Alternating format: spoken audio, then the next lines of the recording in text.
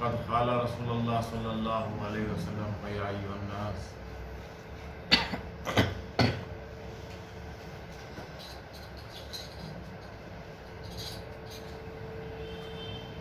انما الاعمال بالنیات یا ایھا الناس وقد قال رسول اللہ صلی اللہ تعالی علیہ وسلم اتقوا بخلاق اللہ.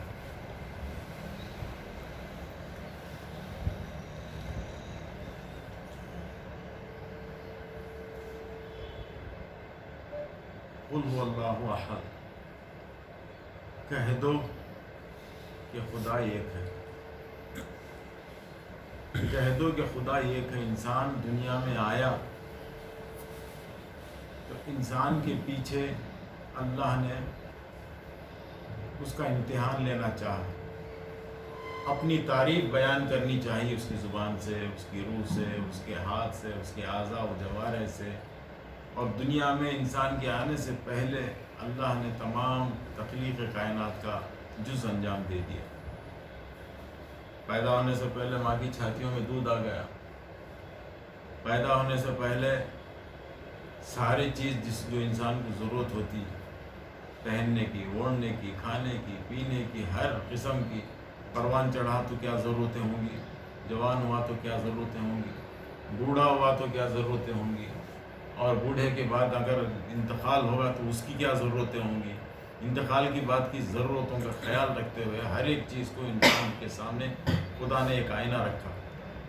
اور بے نیازی کے سمندر میں خدا ہے، اس کو تمہاری حاجت نہیں ہے، بلکہ ہم کو ضرورت ہے اس کی.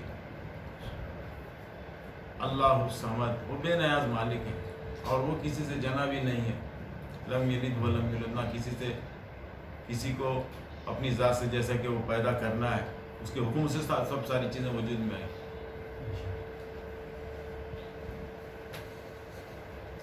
نہ وہ کسی سے جنا ہے، نہ وہ کسی کو جنے گا. لم یلد ولم یولد ولم یکن لہ کفوا احد. ہم سے تمام سے وعدہ ہے کہ اس کے وحدانیت کے سمندر میں ہم کو گواہی دینی ہے. اللہ کے وحدانیت کے سمندر، تاکہ دنیا کی محبت کے ساتھ ہم کسی کو شرک نہ کریں. شرک کا مطلب یہی ہے کہ دنیا کی محبت، اسی کا نام شرک ہے. اگر ہم نے دنیا کی محبت میں شرک ہو کر، آرزوؤں تمناؤں میں کھو کر خدا کے ذکر کو غفلت کے پردوں کے ساتھ ہم دنیا پرستی میں شکار ہوئے تو اسی کو غلطی کہی جائے گی، اسی کو غفلت کہی جائے گی، اسی کو گناہ سمجھا جائے گا. غفلت سے گناہ سرزد ہوتے. جب دل کی غفلت آتی،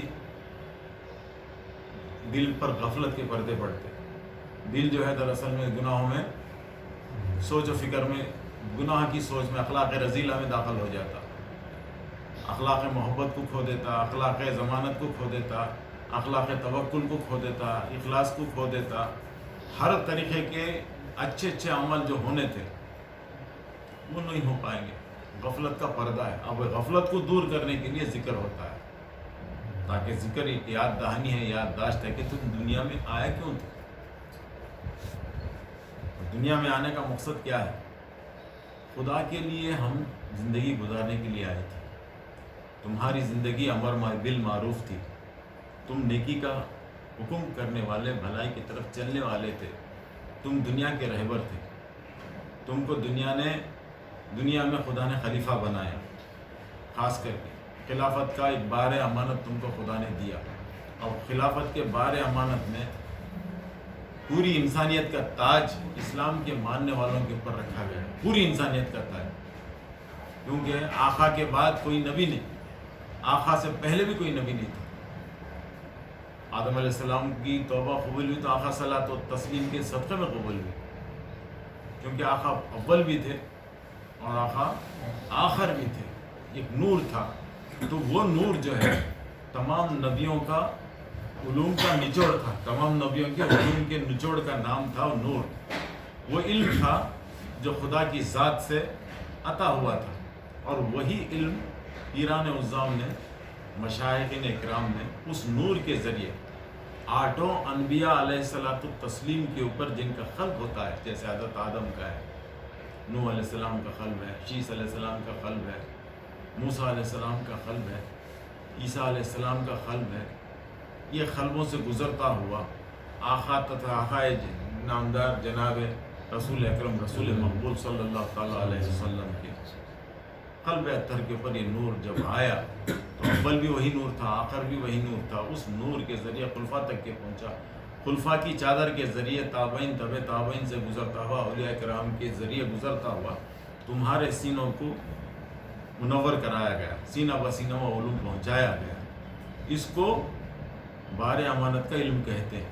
یہ وہ علم ہے جو رہبری کرتا ہے، انسانیت کی رہبری کرتا ہے۔ مثلا تم راستہ چل رہے ہو تو تم ایمان والے ہو، تم کمال والے ہو، تم کو راستہ چلنے کا کمال سکھایا گیا۔ راستے کے بیچوں بیچ نہ چلو، راستے کے بیچوں بیچ نہ تھوکو، اور تمہارا تھوک صاف ہے، لعاب دہن صاف ہے، اور کنارے تھوکو۔ تھوکنے کا حق یہ ہے کہ مٹی اس کے اوپر ڈال دی جائے، اور اسی طریقے سے گندگی پر نہ تھوکو، حمام خانے میں نہ تھوکو، غسل خانے میں نہ تھوکو۔ جس مذہب نے تم کو تھوکنے کے آداب سکھائے، جس مذہب نے کھانے کے آداب سکھائے، جس مذہب نے سونے کے آداب سکھائے، جس مذہب نے لین دین کے آداب سکھائے، جس مذہب نے اسلامی طور طریقے کے آداب سکھائے، خدا کے روبرو مسجد میں داخل ہونے کے آداب سکھائے،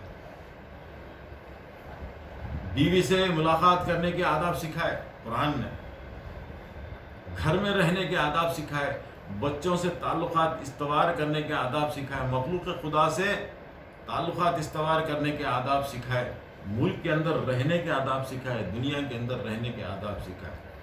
جبکہ غفلت کے پردوں نے، دنیاوی آرزوؤں نے، دنیاوی تمناؤں نے، دنیا کی خواہشوں نے جب انسان کے اندر یہ طاقت سے قوت سے بڑھنے لگے تو یہ آداب ہمارے سے کٹ گئے۔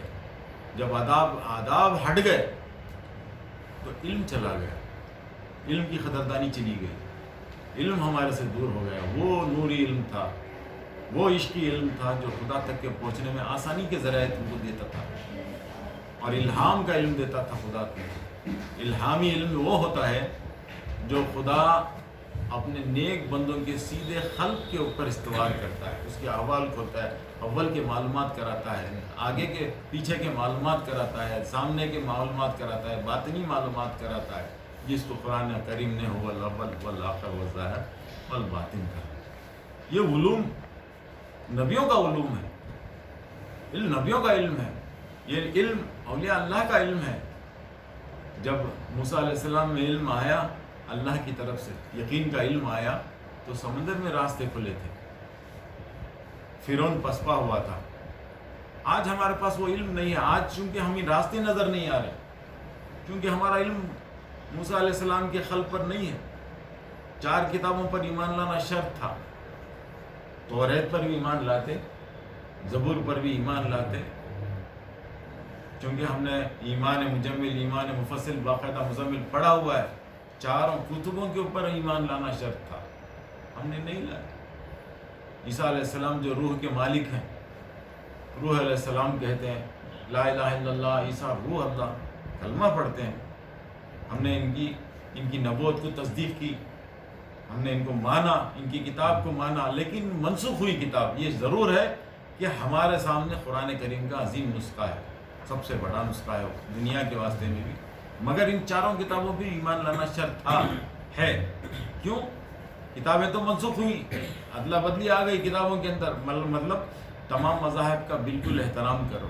اللہ کے رسول نے یہودیوں کا بھی احترام کیا، اللہ کے رسول نے عیسائیوں کو بھی جواب دیا، اللہ کے رسول نے پوری دنیا کے، پوری کائنات کے علم کو اپنے اندر سما کر کے ہر ایک کا مقابلہ بھی فرمایا آپ صلی اللہ علیہ وسلم۔ کئی یہودی آپ سے مناظرہ کرنے کے لیے آتے علوم کے تعلق سے، کہ مطلب مخلوط، جیسے قرآن شریف میں کاف ہا یا عین صاد ہے، الف لام میم ہے، الف لام را ہے، الف لام میم را ہے، یہ تمام مخلوقات کے معنی بھی دریافت کرتے تھے، مطلب بھی دریافت کرتے تھے آقا سے تمام یہود لوگ۔ آج ہم کو اس کا علم نہیں، مخلوط قل هو اللہ واحد کے معنی ہم نہیں عمل کر پا رہے۔ قل هو اللہ واحد، اللہ کی ناز بے نیازی کے سمندر میں کسی کا دل ڈوبتا نہیں۔ بے نیازی کا سمندر وہ ہے جب تم مراقبہ کرو، دنیا سے اپنے حواس کو ختم کرو، اللہ کی ذات میں کھونا۔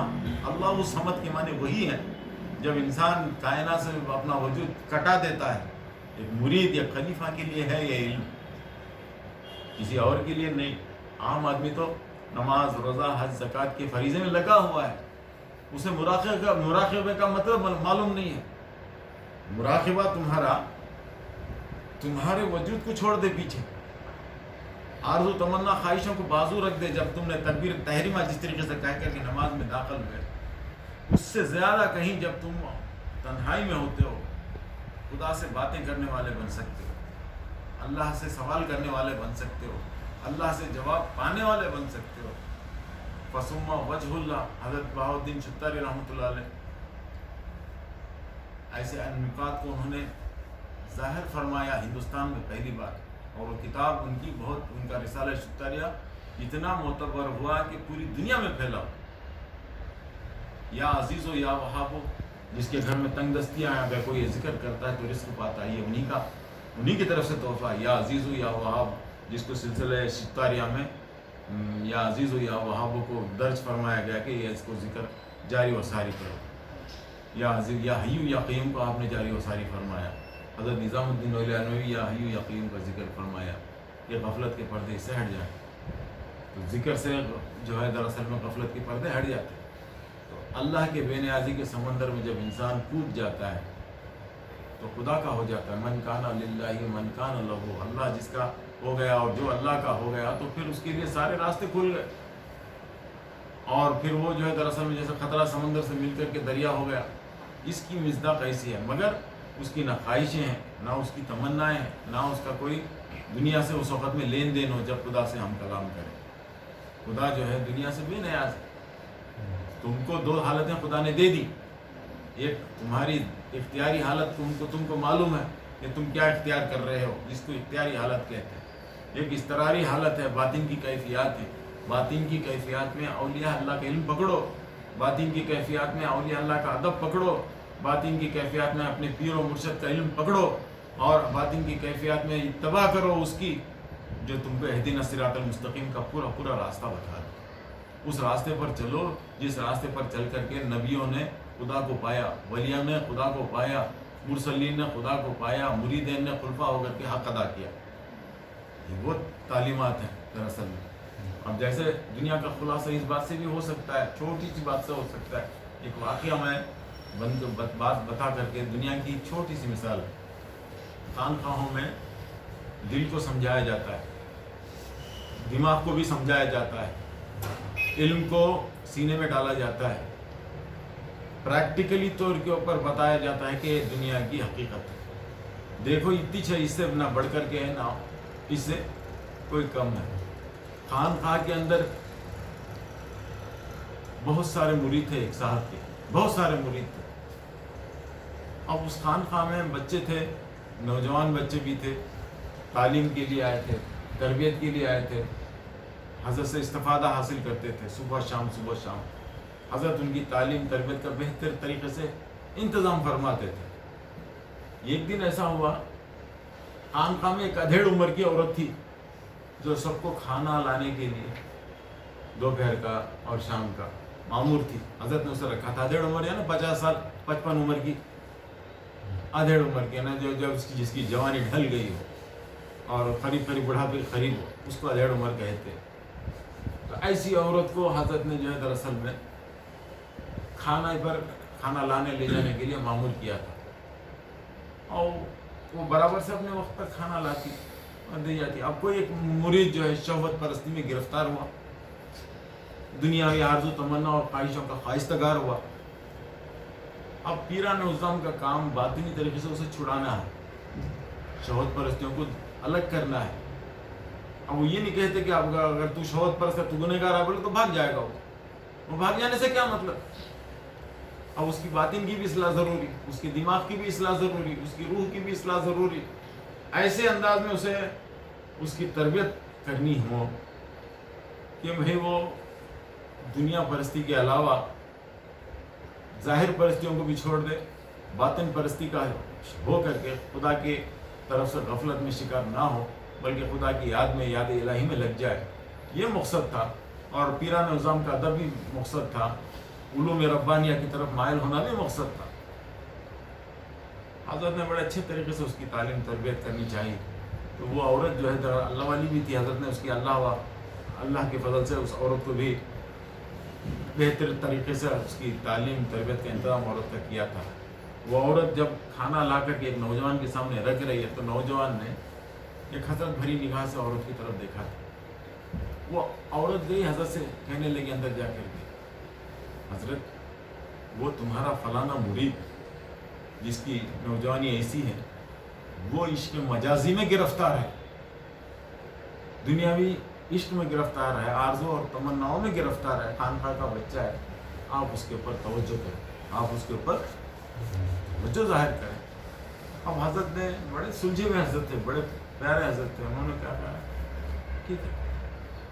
تو عورت کو کہا, دیکھ اگر میں اس کی تعلیم تربیت کے لیے تجھے کچھ وقتیہ طور پر نقصان پہنچاؤں میں وقتیہ طور پر, تو اس کی تعلیم تربیت کا میں انتظام کر سکتا ہوں.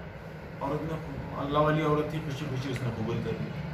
اللہ والی تھی عورت. حضرت نے اس کو جمال گھوٹا دے دیا. جمال گھوٹا ایسا دیا کہ اس کے الٹیاں ہونے شروع ہو گئی اور لوز موشن. جمال گھوٹا عام طور سے جلاب جس کو کہتے ہیں, عام طریقے سے اس کو جلاب کہتے ہیں اورنگ آباد کی بھاشا میں. جلاب دینا تھا تو دو تین الٹیاں اور اچھے لوز موشن بھی کئی ہو گئے. حضرت نے کہا ان دونوں چیزوں کو اٹھا کے جما کے رکھ, دونوں چیزوں کو اٹھا کے جما کے رکھ. حضرت نے جو ہے جیسا حکم دیا اس عورت نے وہ خیبی ایک طرف اٹھا کے جمع رکھے, اس کے جلاب بھی اس کا جمع کر کے رکھا. اب ظاہر بات ہے کہ جس کو خے اور جلاب جیسے ہیضہ کی جیسی حالت ہو, طبیعت اس کی نڈھال ہوتی ہے, بدن اس کا ڈھیلا پڑ جاتا ہے اور اس کی حسن اور خوبصورتی زائل ہو کے رہتی ہے. اب حضرت نے حکم دیا یہ حالت میں تو اس کو کھانا لے جا. اب چونکہ خانقاہ میں بات گشت کر چکی تھی, پھیل چکی تھی کہ ہیضہ ہو گیا ہے, خے جلاب ہو گئے ہیں فلانی عورت کو جو کھانا لاتی تھی. اب اس نوجوان کے ذہن میں اس سے ہیضہ سے چڑچڑ تھی, لوز موشن سے چڑچڑ تھی اور خے سے چڑچڑ تھی, اور نڈھال پن کو دیکھا کہیں ہم کو یہ بیماری نہ لگ جائے, کہیں ہم کو یہ بیماری نہ لگ جائے. تو فوراً جو ہے جب ہر عورت کو حکم آتا کہ کھانا لے جا کے رکھ اس کے سامنے, جب لے جا کے رکھنے لگا تو کھانا کہاں رکھوں پوچھی اس نے. ارے وہیں رکھ کے چلی جا. اس نوجوان نے یہ کہا وہیں رکھ کے چلی جا. وہ عورت چلی گئی. حضرت پیچھے سے دوڑا, کیوں رے, کل تک اسے بڑے اچھی نظر سے دیکھتا تھا, کل تک اس کو بڑی اچھی نظر سے دیکھتا تھا, آج کیا ہو گیا. اس کا حسن بھی وہ چھے کل جو تھا اس کا حسن بھی وہ چھے, کل جیسی تھی وہ آج بھی ویسی چھے, مگر میں نے اس کے اندر سے دو چیزیں نکالی ہیں. کیا اسی کے اوپر تیرا خواب و خیال تھا, دیکھ لاؤ اوپر سے دو چیزیں نکائی. حضرت نے صاف طور سے آئینے کی جیسا کھول کے بتایا, دیکھو یہ موشن ہے, یہ خیر ہے. یہ دو چیزیں جب ہوتی ہیں تو انسان نڈھال ہو جاتا ہے. جو مٹی کے, آگ کے, پانی کے نچوڑ سے تمہارے اندر جو تخم ڈالا گیا ہوا ہے, تمہارے اندر جو بیج ڈالا گیا ہے, اللہ نے ایک حکمت کا ایک راز ہے خدا نے بتایا ہوا. اس کو جس نے سمجھا, جس مرید نے اس کی گہرائی میں اتر کے دنیا کے احوال کو جان لیا, عناصر کو جان لیا, جیسے آگ کے, ہوا کے, پانی کے. علم یک نطفۃ من منی یمنی, ہم نے تمہیں ایک نطفے سے پیدا کیا, یہ نطفہ ہم نے ہواؤں میں لیا, یہ نطفہ ہم نے مٹی میں لیا, یہ نطفہ ہم نے آگ میں لیا, یہ نطفہ ہم نے پانی سے لیا. یہ چاروں چیزوں کا جب مظہر وہ خے اور پانی کی شکل میں اس عورت سے ظاہر ہو گیا, ختم ہو گیا, یہ بات مرید کی سمجھ میں آئی تو وہ اللہ والا بنا اور آگے چل کر کے ایک بہت بڑا ولی کامل بنا, اور جس کو دنیا تسلیم کرتی ہے, جس کو پوری دنیا تسلیم کرتی ہے. ایسا بڑا برکت بزرگ شخصیت بنا. پھر اس کی سمجھ میں آیا تو اس کے رجسٹر میں کئی اولیاء اللہ پیدا ہو. تو ایسی چیزیں ہوتی ہیں. تو چاہیے کہ غفلت کے پردے ہٹانا ہو تو انسان ذکر اختیار کرے, راستے اختیار کرے, ذکر کو تلاش کرے, خدا کی باتوں کو تلاش کرے, خدا کے حکموں کو تلاش کرے, خدا کے عبادتوں کو تلاش کر کے عمل کرے, تو یہ دل کے غفلت کے پردے دور ہو جاتے ہیں. اور یہی وہ چیز ہے تم کو مراتب میں پہنچائے گی.